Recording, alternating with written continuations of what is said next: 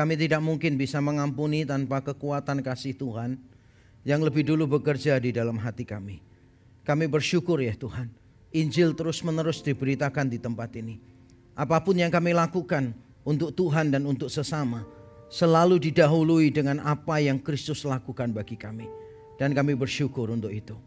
Sebentar kami akan mendengarkan firman-Mu. Kami mau menenangkan hati kami, meneduhkan pikiran kami supaya kami bisa mendengarkan suara-Mu dengan lebih jelas.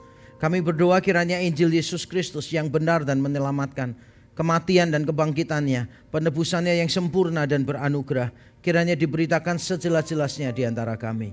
Dan kami berdoa kiranya Roh Kudus bekerja dengan leluasa di tengah-tengah kami. Bekerjalah melampaui kata-kata hamba-Mu, melebihi apa yang mampu kami doakan atau pikirkan. Kami sungguh berdoa kiranya Engkau berkenan ditemui kami, orang-orang yang berdosa ini, sehingga kami mengalami perjumpaan pribadi yang mengubahkan melalui berita Injil.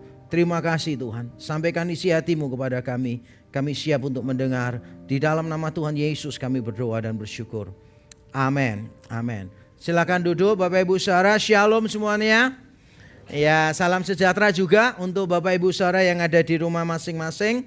Ini adalah minggu yang keempat dan seperti biasa minggu yang keempat itu berarti kita melanjutkan seri khotbah eksposisi dari Perjanjian Baru. Dan kita sudah berkali-kali membahas dari 2 Korintus. Nanti kita akan membahas 2 Korintus pasal 2 ayat 5-7. Tapi sebelumnya izinkan saya memberitahu sesuatu yang mungkin Bapak Ibu Saudara sudah tahu, tetapi kita seringkali mengabaikan, yaitu ini. Dalam kehidupan bersama, perselisihan adalah wajar, bahkan seringkali tidak terhindarkan. Orang-orang berdosa yang berinteraksi bersama-sama pasti akan melukai sesama. Walau wajar, hal ini tetap tidak dapat dibenarkan. Sejak manusia jatuh ke dalam dosa, perselisihan dan konflik menjadi sesuatu yang terlihat wajar sekali. Ingat pada waktu Tuhan bertanya kepada Adam, "Mengapa kamu makan buah itu?" Adam menjawab dengan satu kalimat, tapi menusuk dua hati. Adam berkata begini, "Perempuan ini," berarti menyalahkan Hawa, "yang kau tempatkan di sisiku," berarti menyalahkan Tuhan. Kepandian Adam ini tampaknya diwariskan kepada sebagian besar dari kita. Begitu melihat sesuatu yang tidak benar, reaksi pertama kita adalah mencari siapa yang harus disalahkan. Benar atau betul? Di rumah banyak kambing hitam, walaupun bukan musim korban. Karena setiap orang mudah kita jadikan kambing hitam. Ketika sesuatu terjadi, kita selalu mikirnya begitu, saudara. Bahkan anak nakal saja di rumah, itu nyari kambing hitamnya sampai ke sekolah, saudara. Ini diajarin apa sama misternya di sekolah, kok nakal begini. Bahkan gereja juga ikut-ikutan, saudara. Ini pendetanya siapa ini, kok sampai nakal. Padahal itu tanggung jawabnya orang tua terutama. Tapi itulah kita begitu mahir untuk menyalahkan orang lain. Dan setelah Adam menyalahkan Hawa, kemudian kita melihat Kain tanpa latihan, tanpa gladi bersih. Dia tahu cara membunuh saudaranya. Tanpa melihat contoh, tapi dia tahu cara membunuh saudaranya. Dan kalau kita membaca lagi, maka kita akan melihat keturunan Kain yang bernama Lamek. Dia tahu bagaimana cara membalas dendam dan memukuli anak muda. Dan dia membanggakan kesalahan ini. Dan kalau saya teruskan sampai kita Wahyu, tema khotbah hari ini berubah, saudara. Cerita kelam perselisihan umat manusia. Karena kita semua sangat mahir di dalam berkonflik. Saya akan mengatakan begini, sangat wajar kalau kita terlibat di dalam perselisihan. Tetapi wajar belum tentu benar. Sangat wajar karena kita ini orang-orang yang berdosa. Kita egois, kita merasa diri lebih baik, padahal kita lebih buruk daripada yang kita kira. Orang berdosa kumpul bersama pasti akan saling melukai satu dengan yang lain. Sehingga sekali lagi saya mau berkata begini, kalau kalian sedang berada di dalam perselisihan itu wajar, tetapi tetap tidak benar. Kalau berada di dalam perselisihan kadangkala tidak terhindarkan, tapi tetap itu tidak benar. Dan bagaimana seandainya kita sudah masuk di dalamnya? Bagaimana kalau kita sudah berselisih dengan orang lain? Dan saya akui berapa kali saya berada di dalam situasi seperti itu. Walaupun bukan dari pihak saya, paling tidak yang memulai, yang memusuhi. Jadi kalau saudara tanya saya apakah ada orang yang saya musuhi? Tidak ada. Apakah saya punya musuh? Saya memusuhi orang enggak? Saya punya musuh? Mungkin iya. Karena tidak peduli saudara baik seperti apa, saudara tetap akan punya musuh. Dan Pak Joseph Tong beritahu saya, orang yang paling bodoh adalah orang yang cari musuh. Kenapa? Kamu tidak cari, musuh datang. Untuk apa kamu cari? Ngerti maksudnya? Dan kalau saudara terbiasa untuk cari musuh terus, nanti pada waktu saudara sendirian, saudara itu bisa stres. Nggak ada yang dimusuhi. Kalau seandainya kita sudah terlibat perselisihan, apa yang harus kita lakukan? Ini dia, saudara. Kalau kita harus menegur orang yang bersalah, lakukan saja apa yang benar dengan motif dan cara yang benar. Walau itu berarti mendatangkan ketidaknyamanan. Orang berdosa kumpul mesti saling melukai, saling bersalah. Ketika kita melihat orang lain bersalah, maka kita tidak boleh membiarkan. Kita harus mengasihi orang itu dengan cara apa? Menegur orang itu. We do something. Kalau you do nothing when you can do something kepada orang lain untuk kebaikan orang itu, maka saudara tidak mengasihi orang itu. Maka perlu bagi kita untuk berani menegur. Tapi pada waktu kita menegur, pastikan ya motifnya benar. Mengapa saudara menegur? Mengapa saudara mendisiplin? Mengapa saudara menghukum orang lain? Tanya pada hati sendiri. Motifnya apa? Mengasihi out of love atau out of anger? Karena marah, out of hatred, karena benci, atau out of love. Begitu saudara merasa begini, enggak kok aku melakukan karena out of love, berarti motifmu beres.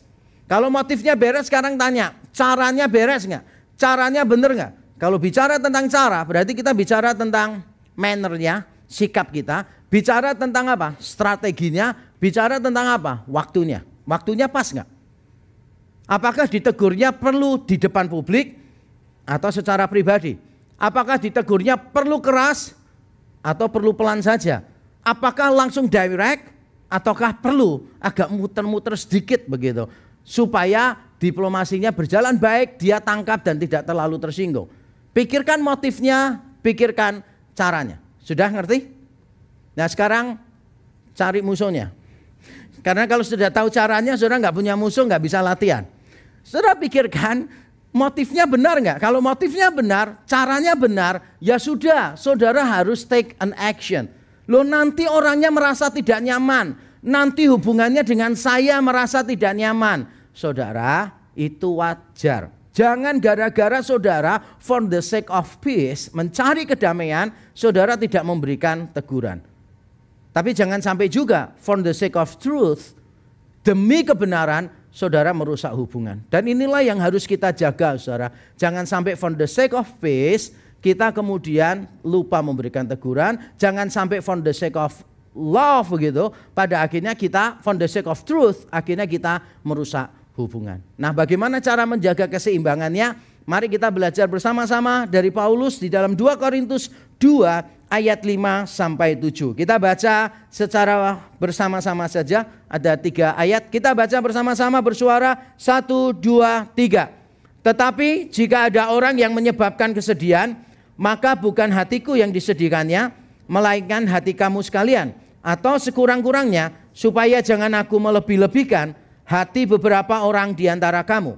Bagi orang yang demikian, sudahlah cukup teguran dari sebagian besar dari kamu, sehingga kamu sebaliknya harus mengampuni dan menghibur dia, supaya ia jangan binasa oleh kesedihan yang terlampau berat. Amin. Amin. Saudara, di dalam bagian ini kita jelas beberapa hal.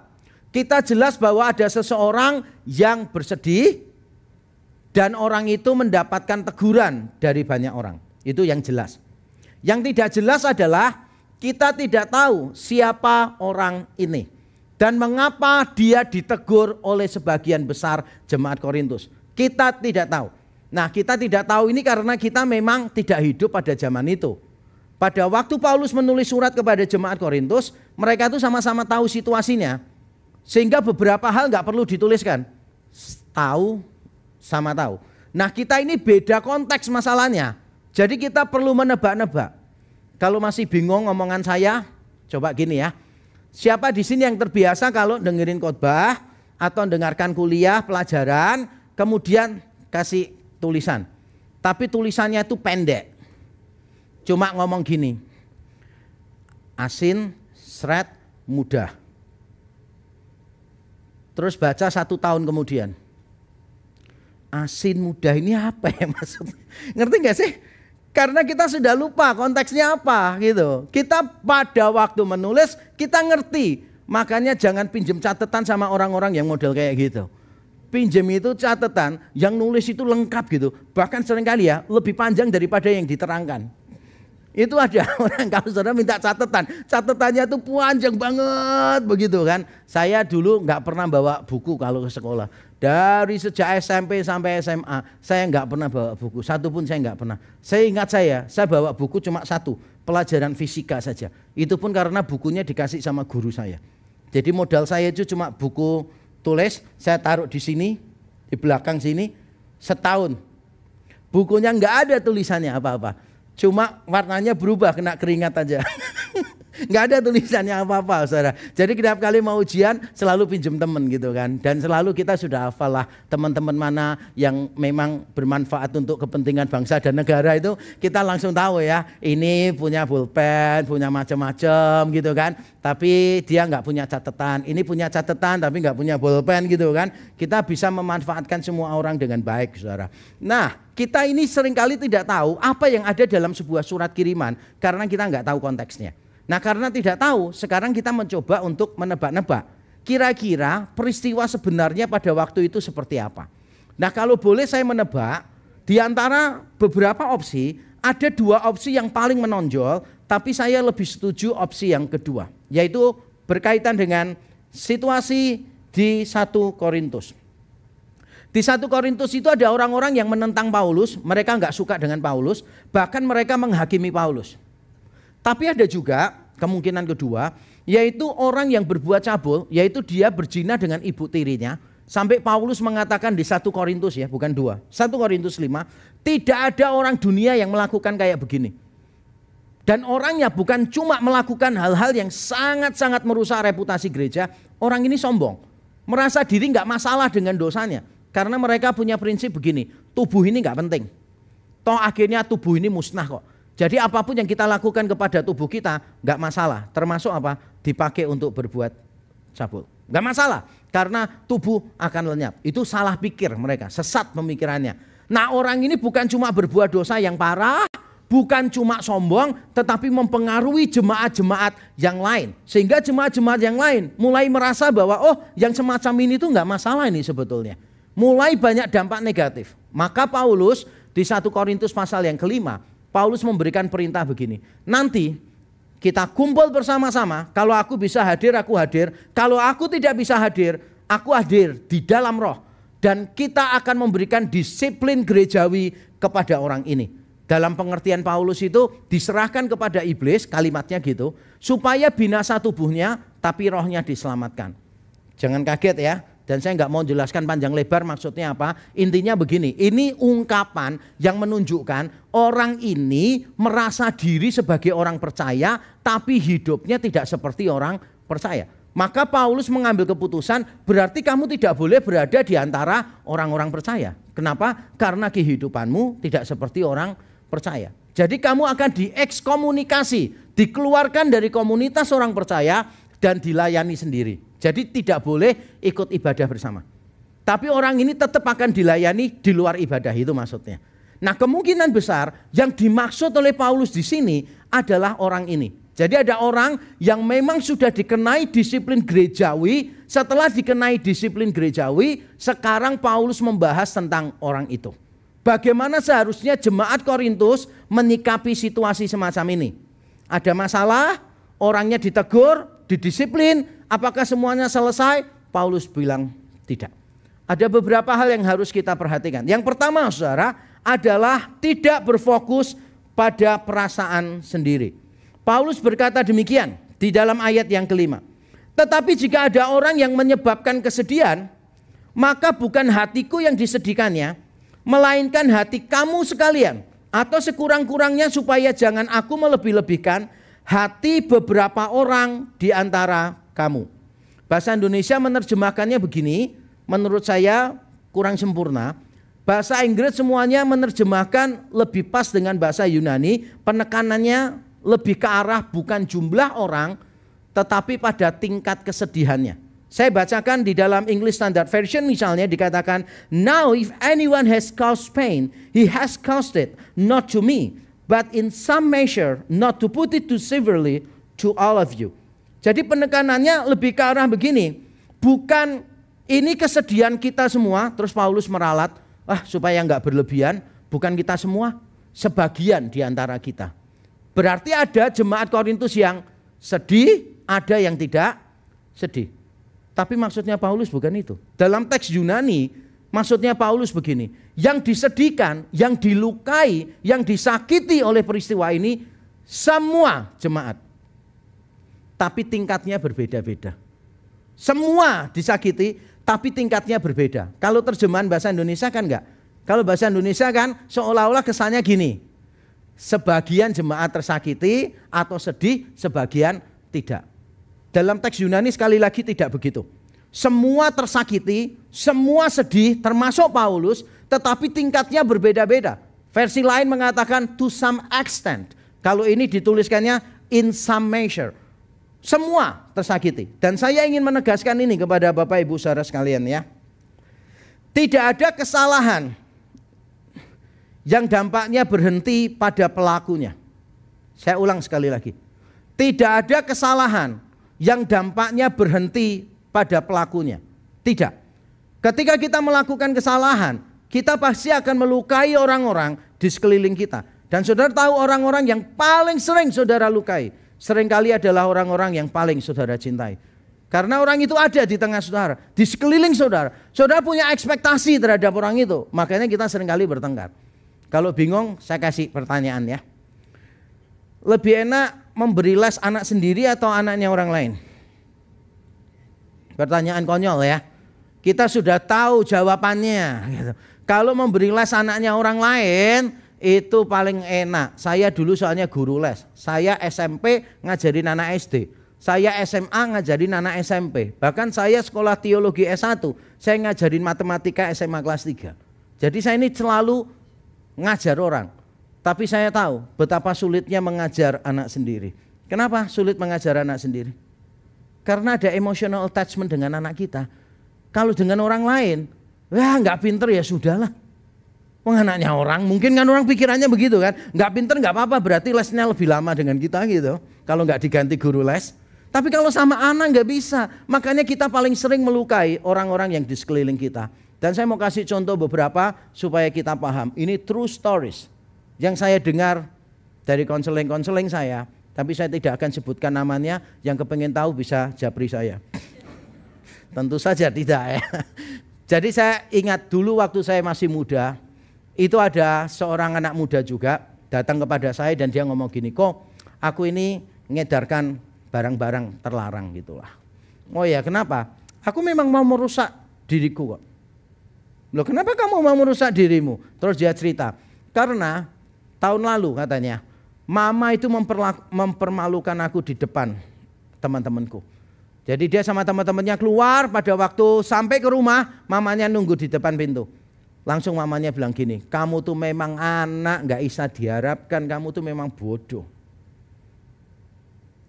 Dia merasa tersakiti oleh mamanya. Kamu tuh gak pernah membanggakan keluarga. Akhirnya dia marah dan dia berkata, oke, aku akan buktikan omongannya mama benar. Aku akan mempermalukan keluarga ini. Ada beberapa orang tua yang menyakiti hati anaknya, ngomongnya gini, kamu tuh ngerti gak sih? Gini aja kok gak bisa gitu loh. Kamu tuh bisanya apa sih? Kamu tuh memang banci, kamu tuh memang lemah, kamu tuh memang begini. Dan itu melukai hati banyak anak. Tidak pernah dampak kesalahan berhenti pada pelakunya.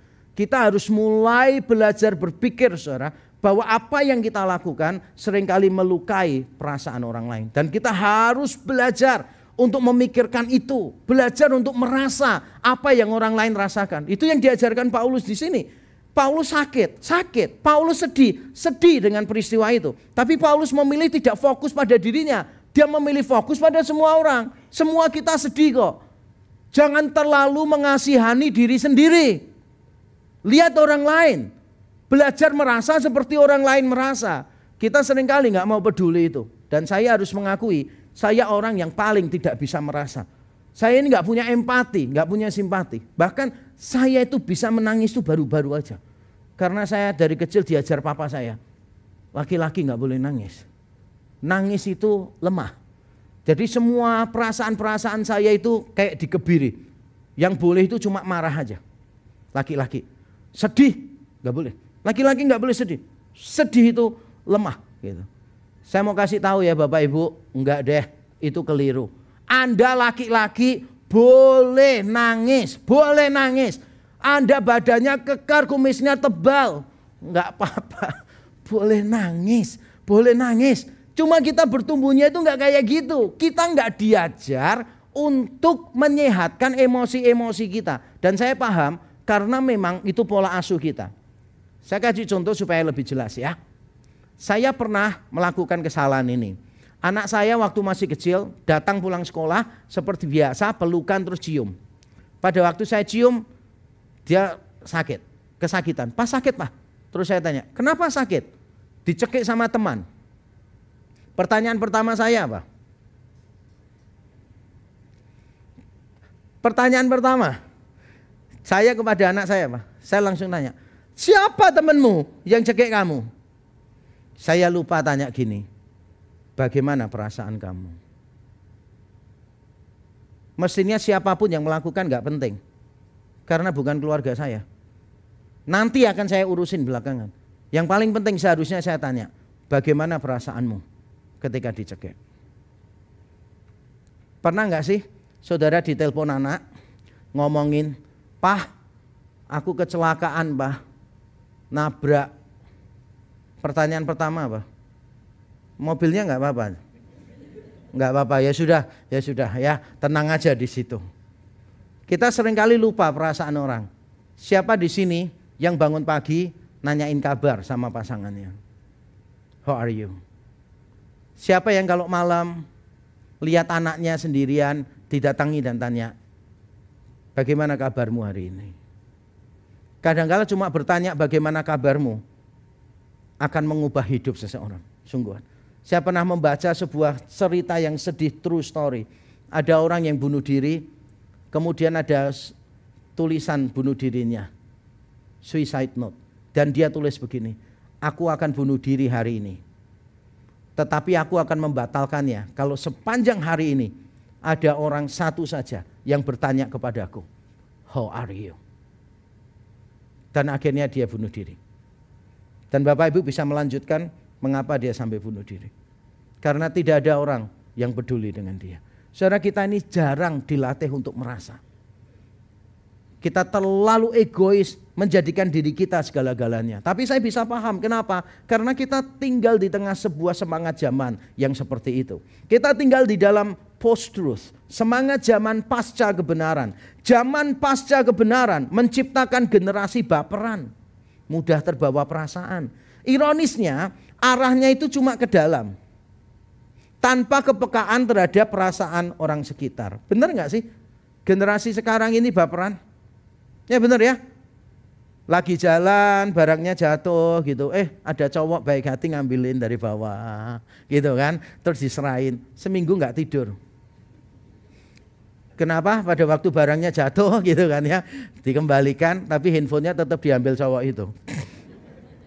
Tentu saja bukan. Banyak orang tuh yang mudah baperan, dikit-dikit baperan gitu loh saudara. Ada apa dikit baperan, apalagi jomblo-jomblo gitu saudara.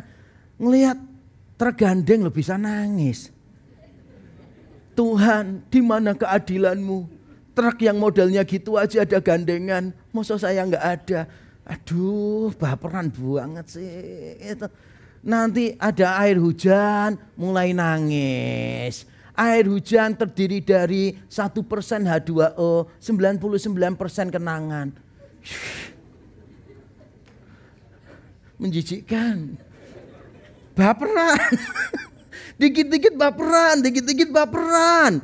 Enggak diajak ngomong orang mulai mikir, salah apa ya aku ya gitu. Orang biasanya kalau salaman sama dia itu 5 detik. Tadi kenapa ya pendeta kita cuma 3 detik ya gitu.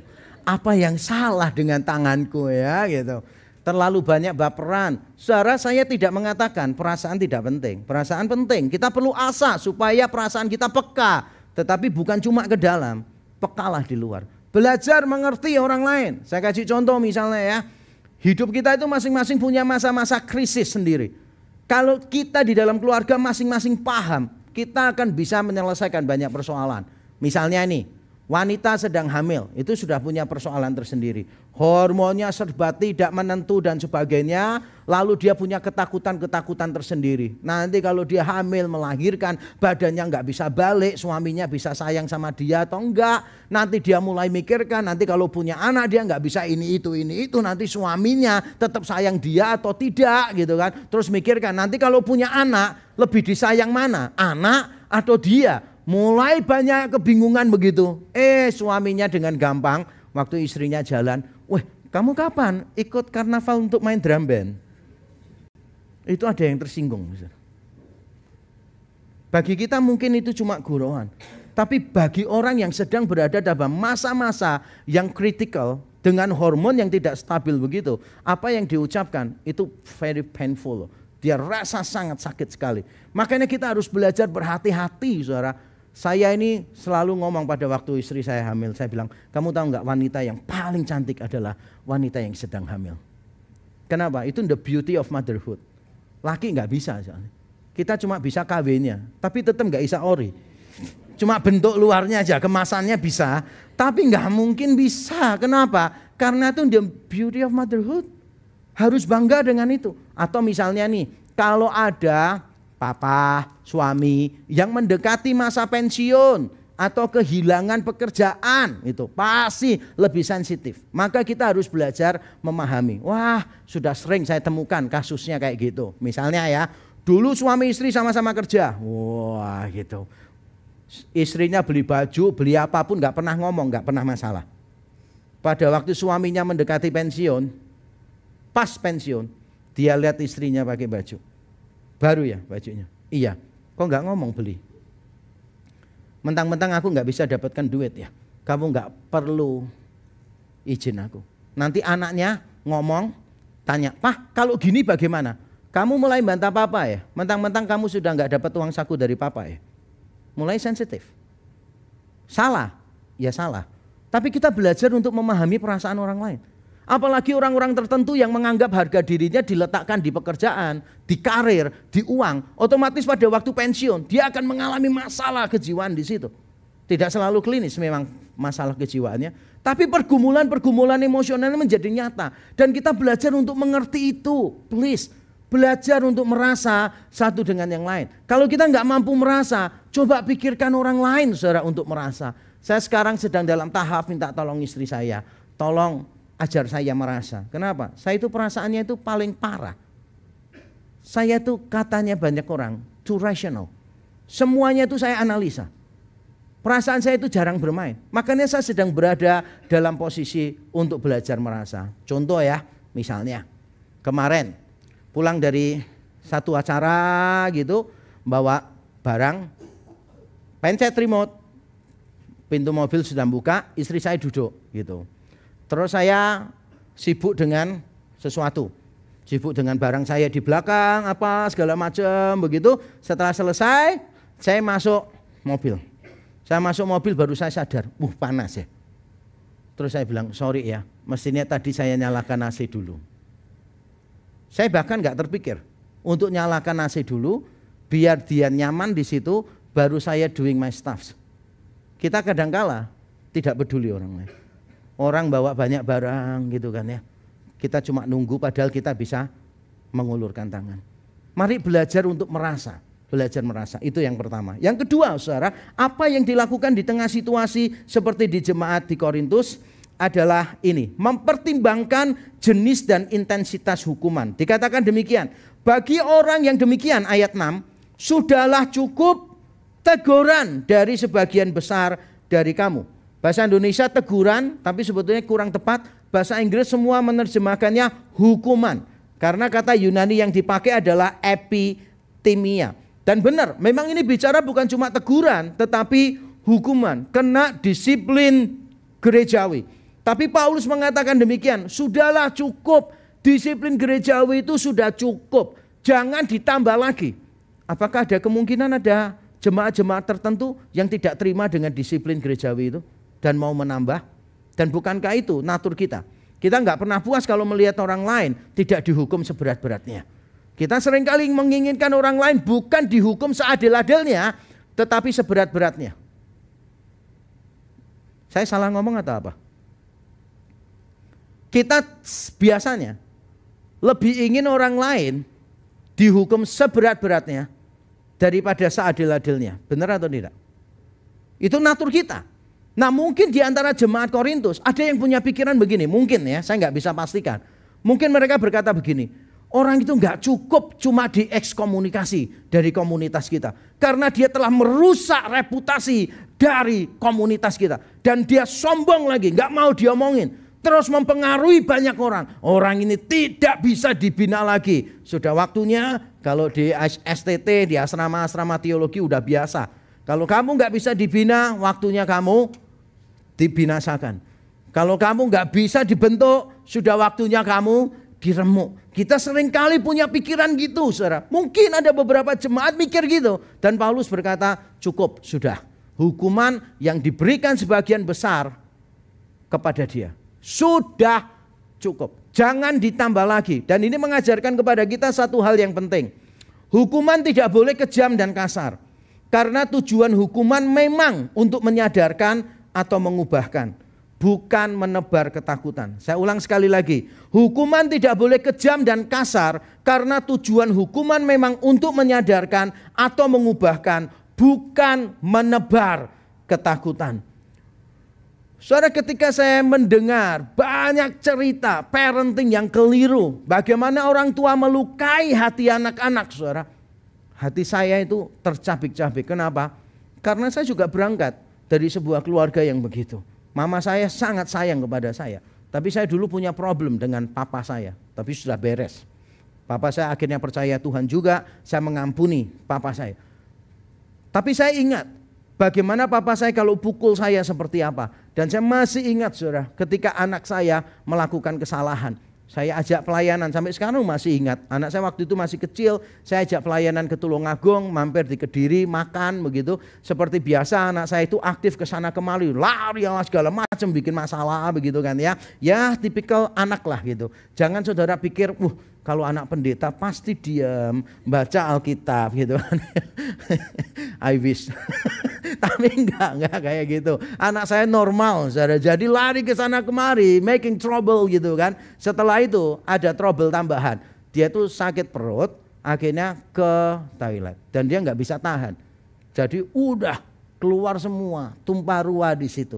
Nah, tengah saya membersihkan semuanya gitu. Tiba-tiba dia masih mainan airnya di klosetnya itu loh, saudara. Yang kalau dibuka dari tengah bisa keluar cerot gitu. Bayangin ya sih. Jadi itu kena di pantatnya dia yang berlumuran dengan emas gitu kan ya. Terus airnya muncrat mendarat di wajah papanya ini, saudara. Bisa bayangin? Nyetir berjam-jam capek, belum ada tol waktu itu. Nyampe di sana, melihat dia lari ke sana kemari, jaga, bikin masalah dengan banyak orang. Kemudian BAB nggak bisa ditahan, kemudian terakhir dia putar gitu. Saya marah, saudara. Saya pukul anak saya. Tapi waktu saya pukul anak saya, gambaran yang muncul di depan saya adalah wajah papa saya. Saya tahu saya masih belum beres waktu itu. Lalu saya mulai bereskan pelan-pelan. Ternyata apa yang dilakukan papa saya kepada saya dulu, saya lakukan persis kepada anak saya. Kenapa? Ada anger yang belum selesai. Makanya saya menghukum anak saya berlebihan. Nah, saya tidak tahu bagaimana orang tua di tempat ini. Apakah ketika engkau marah kepada anakmu, engkau marahnya berlebihan? Selalu milih kata-kata yang ketus gitu, saudara. Mungkin bagi saudara itu sudah biasa ya. Anak nuakal ditarik tangannya begini. Nanti nuakal lagi ditarik. Saudara nggak ngerti, tunggu anakmu sudah gede, suruh foto ronsen. Tulangnya nggak bener semua. Ditanya kenapa nggak bener semua. Gitu langsung tahu pola parentingnya seperti apa. Saudara, banyak luka yang kita berikan kepada anak-anak kita. Makanya kita harus belajar menahan diri. Kalau kita mau menghukum, saudara, harus mulai pikirkan jenis dan intensitas hukumannya. Jangan sampai kita menghukum dan anak kita marah kepada kita untuk selama-lamanya. Mungkin dia bisa memaafkan kita, tapi mungkin untuk mengobati lukanya butuh waktu yang panjang. Dan ini akan berulang, dia akan melakukan yang sama kepada anaknya. Dan anaknya nanti akan melakukan kepada anaknya yang lain. Dan begitu seterusnya. Tidak pernah kesalahan kita berhenti pada diri kita. Dan pada waktu kita menindak kesalahan orang lain, memberikan hukuman, mari pertimbangkan jenisnya dan intensitasnya. Yang ketiga, saudara, ini penting sekali yang ketiga, yaitu mengantisipasi dampak negatif dengan kasih. Mengantisipasi dampak negatifnya dengan kasih. Saya bacakan ayat yang ke-7. Sehingga kamu sebaliknya harus mengampuni dan menghibur dia, supaya ia jangan binasa oleh kesedihan yang terlampau berat. Binasa di sini dalam bahasa Yunaninya secara hurufiah itu ditelan. Ditelan oleh kesedihannya. Bahasa Inggris berusaha untuk memberikan terjemahan overwhelmed. Dikuasai oleh kesedihannya. Jadi tidak selalu artinya itu binasa, jiwanya dia binasa. Tidak selalu begitu. Tapi sudah jelas kesedihan yang berlebihan itu bisa menimbulkan bahaya. Atau dalam kalimat saya langsung saja, nanti baru saya terangkan. Dalam kalimat saya begini, jika tidak dikelola dengan bijaksana, kesedihan bisa menjadi sebuah bahaya bagi jiwa. Kita kadang-kala perlu memberi waktu untuk kesedihan. Ada yang namanya grieving moments di dalam hidup kita. Tapi kita seringkali nggak memberi waktu yang cukup untuk grieving. Saya ingat ya, berkali-kali pemandangan yang umum pada waktu orang meninggal dunia, selalu diomonginnya gini, sudah nggak usah nangis, mama sudah bahagia kok di surga. Bayangkan ya, ini ada anak kecil kehilangan mama yang dia cintai, lalu kita ngomong gini, udah Nyoni nggak usah nangis ya, mama udah bahagia di surga. Coba tempatkan diri Anda sebagai anak kecil itu, kira-kira dengan kalimat tadi terhibur atau tersakiti malah? Malah tersakiti. Malah dia mungkin punya pikiran gini, enak ya mama ya sekarang sama Tuhan ya, gak peduli anaknya ya. Kenapa mama ninggalin? Aku sini sendirian sama siapa? Lalu ada yang ngomongin gini, sudah gak usah nangis, mama sudah ada di surga. Itu orang kalau mau jawab ya, dia bisa teriak loh. Justru karena ada di surga saya nangis, kalau ada di sebelah saya gak nangis. Malah ada pendeta yang ngomong gini, kalau kita kehilangan orang yang kita cintai dan kita menangis, berarti iman kita itu perlu dipertanyakan. Salah sih. Saudara perlu grieving moments sih. Kalau saudara mau sedih-sedih aja nggak apa-apa. Saudara mau marah sama Tuhan nggak apa-apa. Berapa kali saya konseling orangnya ngomong gini, saya ini nggak terima Pak sama Tuhan Pak. Gitu. Saya langsung ngomong, sudah pernah kamu sampaikan langsung nggak? Karena lebih baik kamu yang sampaikan daripada saya yang nyampaikan. Kalau saya sampaikan kan saya redaksi kalimatnya ya kan. Kalau kamu mau, kamu bisa nyampaikan langsung. Terus dia diem.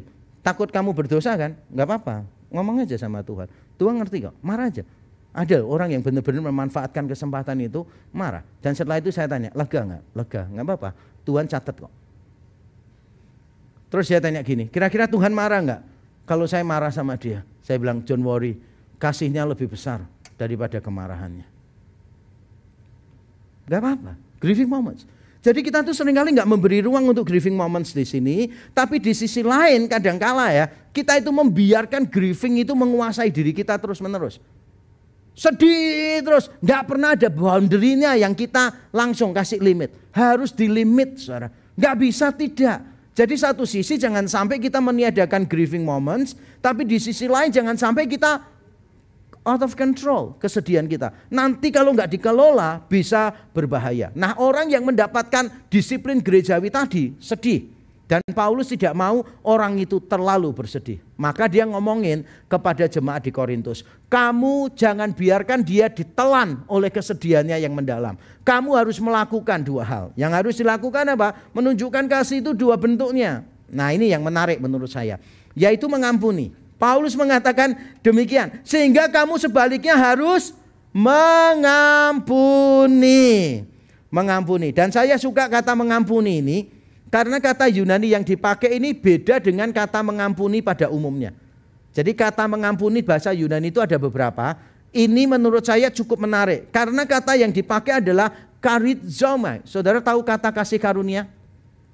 Kasih karunia itu charis, kata bendanya. Nah ini kata kerjanya, charizomai.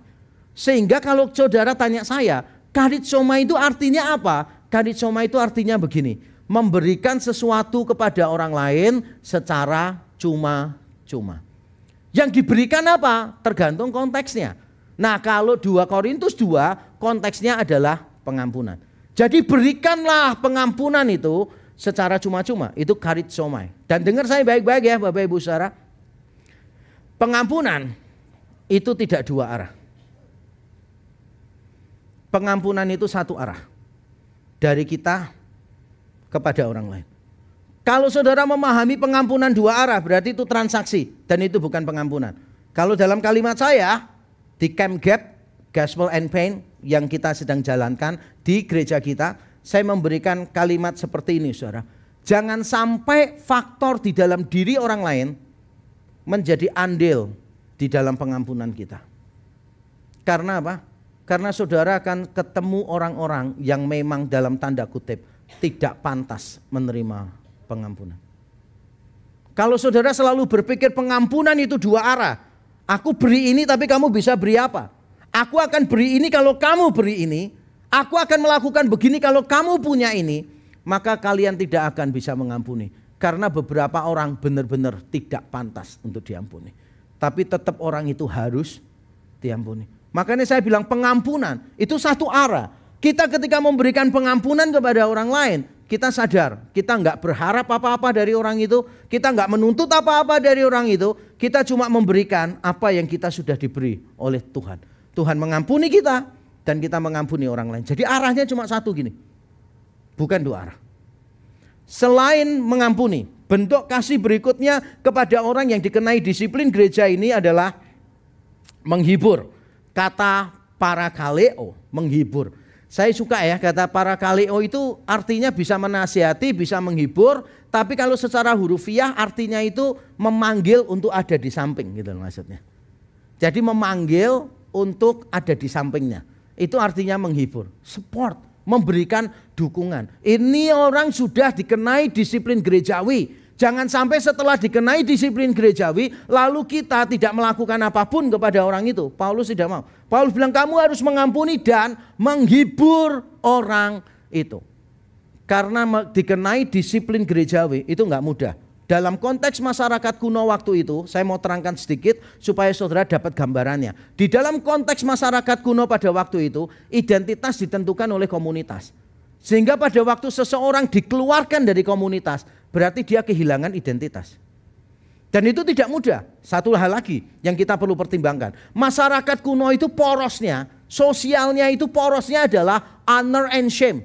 Kehormatan dan aib. Kehormatan dan aib. Dan saudara tahu aib itu apa? Aib terutama bagi masyarakat kuno adalah ketika dibuang oleh komunitas. Jadi bayangkan ya, identitas ditentukan komunitas, aib itu adalah dibuang oleh komunitas. Nah ini ada orang Kristen yang dikenai disiplin gerejawi, dia diekskomunikasi dari komunitas. Dia merasa lonely enggak?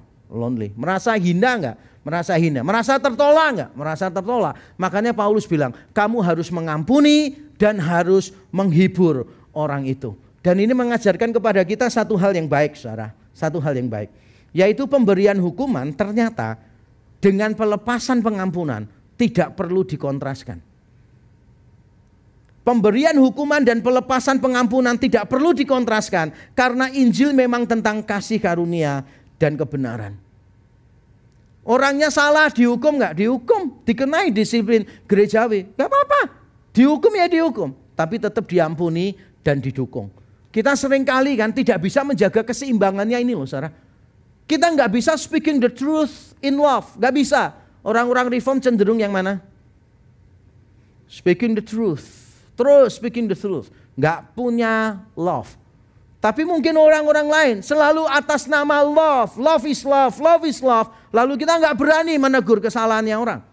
Kita harus menjaga keseimbangan ini karena Injil itu berbicara tentang kasih karunia dan kebenaran. Saya baru beberapa waktu lalu ke dokter, waktu saya pelayanan di satu kota, kemudian ditangani satu dokter. Karena tubuh saya ini agak bermasalah, tulangnya, lututnya begitu. Lalu dicek oleh dokter ini. Setelah difoto-foto, saya baru ngerti persoalan dalam tubuh saya. Tubuh saya ini tidak simetris, tidak seimbang. Jadi cenderung ke kanan tubuh saya. Ini saya bergumul untuk ngomong gini kepada saudara. Karena khawatirnya setelah saya ngomong, tiap kali saya khotbah saudara mesti lihat. Iya memang agak ke kanan ini. Terus saudara kasih kode ke saya, gini. Nanti saya bisa pindah gereja ya kalau saudara gitu. Tapi anyway saya perlu cerita supaya saudara mengerti tentang keseimbangan. Jadi saya itu cenderung kalau berdiri itu mesti ke kanan gini. Akibatnya apa? Akibatnya kaki saya yang paling banyak berotot itu yang kanan. Itu diperlihatkan. Otot paha saya itu lebih banyak dari yang kanan daripada yang kiri. Lalu punggung saya juga mulai bermasalah karena memang tidak seimbang.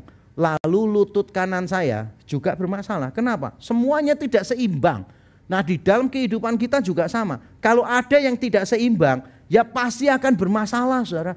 Makanya hari ini saudara mungkin lihat, wah saya kok kelihatan rata. Saya pakai back support ini saudara. Supaya bisa tetap tegak.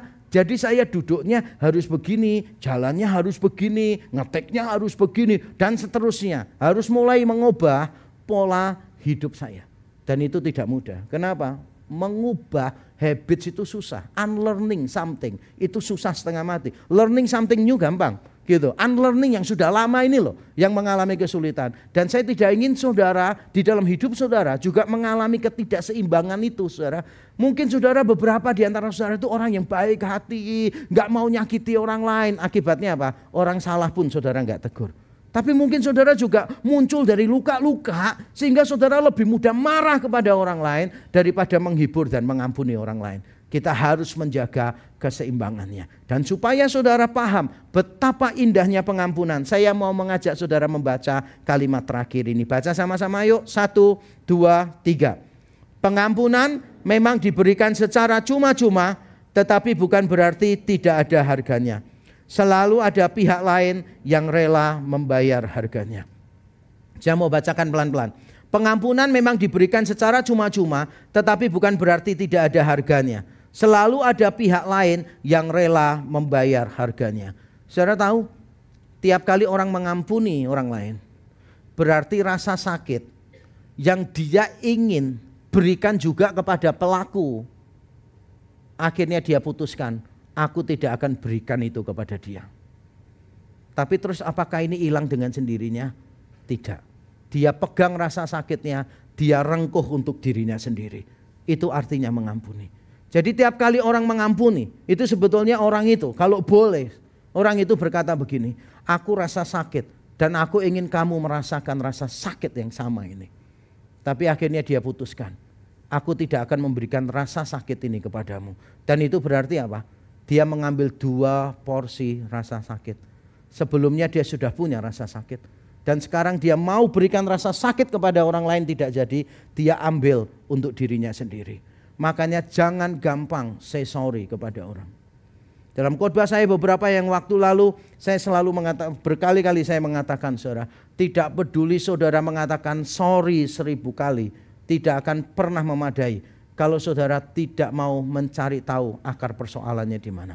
Kalau saudara tidak mau ditransformasi dari sumber persoalannya, saudara akan terus berkata sorry dan orang lain akan terus dilukai. Saudara berkata sorry, orang lain akan terus dilukai. Kecuali saudara membuka diri, didiagnosis. Persoalanmu apa? Karena persoalan terbesar kita itu adalah persoalan hati kita, saudara. The heart of all problems is the problem of the heart. Dan saudara tahu persoalan terbesar kita adalah diri kita sendiri. Aku adalah persoalan terbesarku, semua persoalan adalah persoalan hati. Jadi kalau saudara gampang ngomong sorry tapi gak pernah mau menyelidiki hati, kata sorrymu akan semakin menambah luka orang lain, menambah luka orang lain. Dan kalau saudara sudah diampuni, jangan pernah berpikir bahwa pengampunan itu murah. Ketika orang berkata kepada saudara, aku mengampuni kamu, itu berarti rasa sakit yang seharusnya dia berikan kepadamu, dia ambil sendiri. Dia gabungkan dengan rasa sakitnya yang dia sudah punya. Dia peluk dua-duanya untuk bisa mengasihi. Dan itulah yang dilakukan Kristus bagi kita. Saudara mendapatkan pengampunan karena Kristus merengkuh kesakitan. Saya ulang sekali lagi. Saudara mendapatkan pengampunan karena Kristus merengkuh kesakitan. Hanya dengan merengkuh kesakitan kita mendapatkan pengampunan. Sekarang pertanyaannya, apakah saudara mau mengampuni orang yang sudah menyakiti saudara? Mari kita tunduk kepala, kita berdoa. Mari masing-masing kita mengambil saat teduh di hadapan Tuhan. Yang pertama, saya ingin kita jujur dengan diri kita sendiri, saudara. Apakah ada orang-orang yang pernah menyakiti kita atau sekarang sedang menyakiti kita atau terus-menerus menyakiti kita? Mungkin orang-orang terdekat kita di keluarga kita. Mungkin rekan kita, partner bisnis kita. Kalau ada orang-orang yang saudara perlu untuk mendapatkan pengampunan dari saudara, mari ambil waktu, lepaskan pengampunan itu. Kalau selama mendengarkan khotbah hatimu tidak tenang, itu berarti Roh Kudus sedang menggerakkan engkau. Dan kalau sekarang hatimu semakin tidak tenang, ini waktunya engkau melepaskan pengampunan. Hanya ada beberapa kata yang kau perlu ucapkan di hadapan Tuhan. Tuhan, aku mau mengampuni dia. Cuma itu aja yang Tuhan mau dengar. Mungkin setelah engkau mengatakannya semuanya tidak langsung baik-baik saja. Masih ada luka yang kau harus tanggung. Masih ada beberapa hal yang masih engkau ingat dan menyakiti hatimu. Tapi Tuhan mau dengar engkau mengatakan kata-kata itu. Tuhan, aku mau mengampuni dia.